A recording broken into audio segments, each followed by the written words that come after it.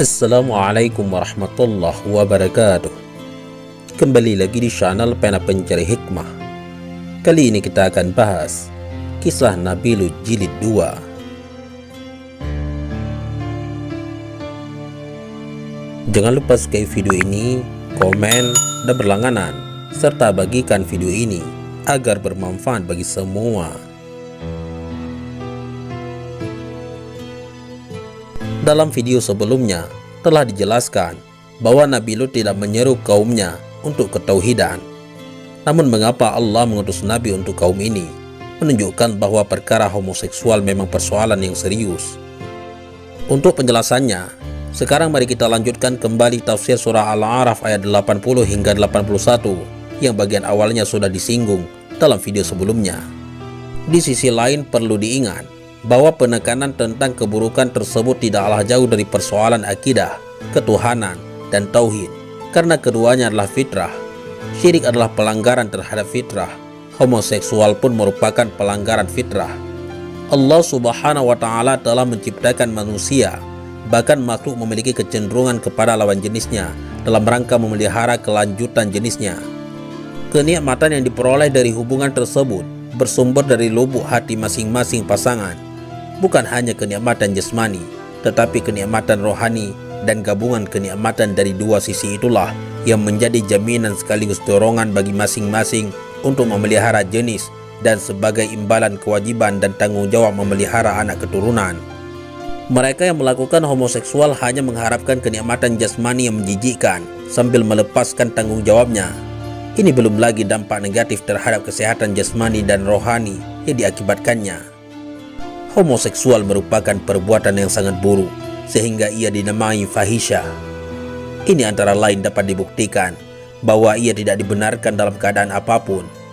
Pembunuhan misalnya dapat dibenarkan dalam keadaan membela diri atau menjatuhkan sanksi hukum. Sahabat Pena Pencari Hikmah, penyebab utama AIDS adalah hubungan yang tidak normal itu, dan inilah antara lain yang disebut fahisyah di dalam Al-Quran.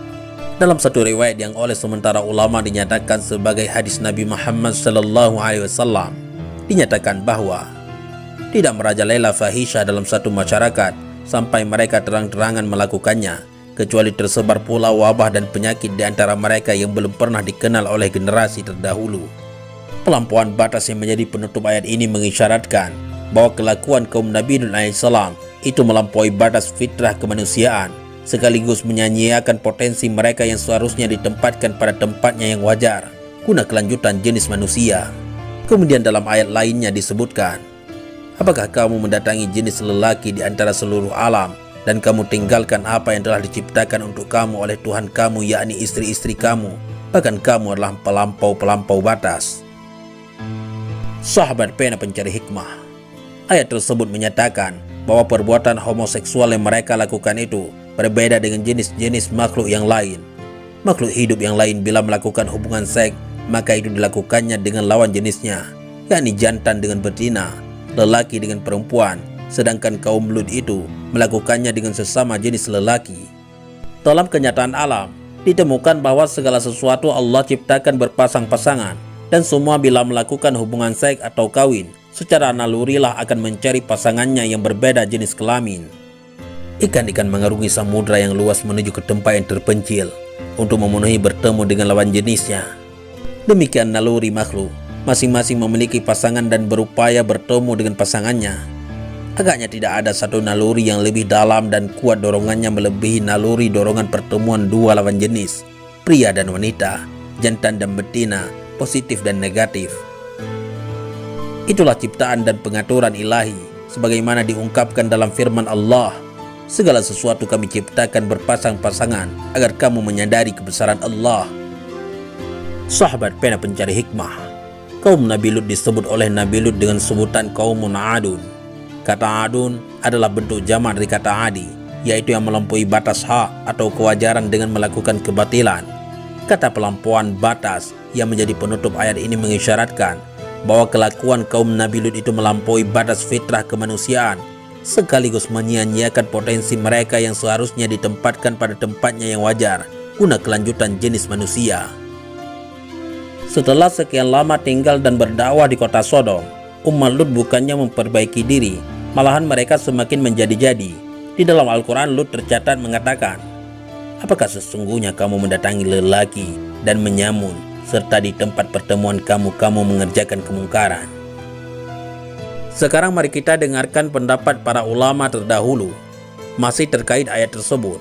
Ibnu Zaid mengatakan, adapun firman Allah, engkau memutuskan jalan. Jalan maksudnya adalah jalan yang dilewati musafir. Ketika musafir masuk ke jalan kecil, dilewati mereka umat Lut akan menutup membuat rintangan jalan itu dan melakukan dengan ia musafir perbuatan buruk, yaitu homoseksual. Adapun apa yang mereka lakukan di tempat pertemuan mereka, para ulama berbeda pendapat tentang apa itu. Beberapa mengatakan bahwa mereka biasa menyasar siapapun yang melewati mereka. Yang lain mengatakan bahwa mereka biasa melakukan sodomi di tempat pertemuan mereka. Sementara beberapa mengatakan bahwa mereka biasa melakukan hubungan seksual satu sama lain di sana, sesama kaum Lut, bukan terhadap musafir. Sahabat pena pencari hikmah, Ibnu Abbas dan Murrah Al-Hamdani, Ibnu Mas'ud dan beberapa sahabat Rasulullah berkata, serta di tempat pertemuan kamu mengerjakan kemungkaran, berarti mereka akan menyasar siapapun yang melewati kota mereka, dan itu adalah kemungkaran. Aisyah binti Abu Bakar berkata, mengenai firman-Nya, serta di tempat pertemuan kamu mengerjakan kemungkaran. Kemungkaran di sini maksudnya adalah sodomi. Mujahid bin Jabir berkata, mengenai pernyataannya, serta di tempat pertemuan kamu mengerjakan kemungkaran. Mereka biasa melakukan hubungan seksual satu sama lain, sesama kaum Lut di tempat pertemuan mereka. Ibnu Zaid dalam riwayat lainnya berkata, mengenai pernyataan Allah, serta di tempat pertemuan kamu mengerjakan kemungkaran. Pertemuan mereka diadakan di tempat pertemuan, dan kemungkaran adalah tindakan menjijikkan yang akan mereka lakukan. Mereka akan mengejar seseorang pengendara musafir yang lewat sambil menunggangi hewan kendaraan dan menangkapnya serta menyetubuhinya. Sahabat pena pencari hikmah, At-Tabari telah menyebutkan dalam kitabnya Tarikh Ar-Rusul wal Mulu mengenai perbedaan pendapat dari ulama-ulama tersebut. Menyimpulkan pendapatnya sendiri, ia berkata, memutuskan jalan berarti bahwa mereka melakukan pencabulan dengan siapapun yang datang ke kota mereka.